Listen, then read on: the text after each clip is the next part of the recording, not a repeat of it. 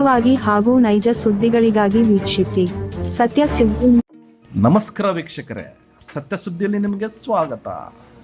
ದಾವಣಗೆರೆ ಜಿಲ್ಲೆಯ ಹರಿಹರ ತಾಲೂಕು ಹರಿಹರ ನಗರದ 4 ಯುವಕರು ಕೆರೆ ಬೆಳಚಿ ಕೆರೆಯಲ್ಲಿ ಇತ್ತೀಚೆಗೆ ಈಜಲು ತೆರಳಿದ್ದ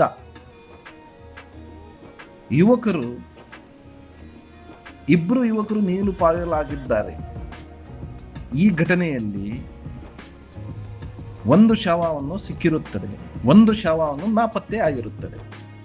ಅಂತೂ ಇಂದು ದಾವಣಗೆರೆ ಜಿಲ್ಲೆಯ ಕರ್ಕಿ ಗ್ರಾಮದ ಹನುಮನಹಳ್ಳಿ ಚೆಕ್ ಡ್ಯಾಮ್ ಸಮೀಪದಲ್ಲಿ ಇಂದು ಮಧ್ಯಾಹ್ನ 12 ಗಂಟೆಗೆ ನಯಾಜ್ ರವರ ಶವ ಪತ್ತೆಯಾಗಿದೆ. ಹರಿಹರ ನಗರದ ಯುವಕರು ಸತತ 5 ದಿನಗಳಿಂದ ಹುಡುಕಾಟ ಕೊನೆಗೂ ಯಶಸ್ವಿ ಸಿಕ್ಕಿದೆ.